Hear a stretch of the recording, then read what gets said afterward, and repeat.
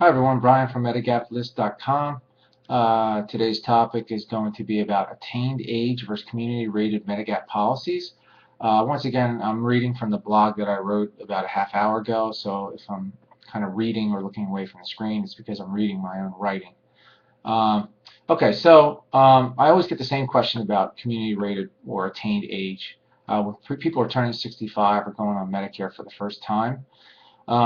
The very first thing that I tell people are that there's very few community rated plans. Most of the plans are attained age.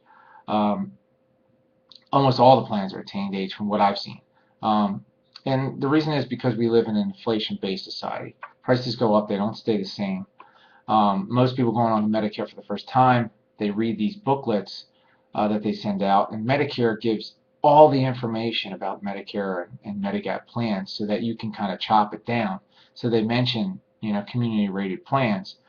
And then people think that maybe there's, 50 community rated plans and 50 attained age Medigap plans, but that's not the case. This it's kind of like the Burger King thing when they had the flame broiled burger as opposed to the McDonald's fried burger or pan fried, whatever they call it. It's kind of like almost like a marketing thing where, oh, it's flame broiled, it's better, where people really wouldn't talk about it at all if it wasn't mentioned. The difference is, Medicare doesn't have to do, marketing at all, basically.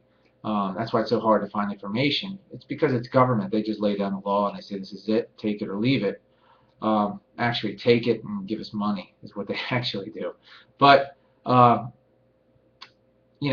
when you read that handbook, it is what it is. They give you all the information. But you have to remember companies are for profit, these Medigap companies. What that means is that, basically they're not going to, they want to get their clients when they turn 65 so that they can service them for a long time. That's how they, make a profit off of them. If they, if you sign up when you're 90 years old and pass away at 90 and a half, they really don't make any profit, especially if you went to the hospital or doctor's office during that time. So, they don't want to do a community rated plan because they don't want to come up with one because they'd have to take someone who's 65 and someone who's 100 and balance it out for one price point, which would make basically someone who's 65 or 68 years old, it would price them at something when they were 80 years old, so that they could have a balance, because it's really, that's what it is, it's a balanced price.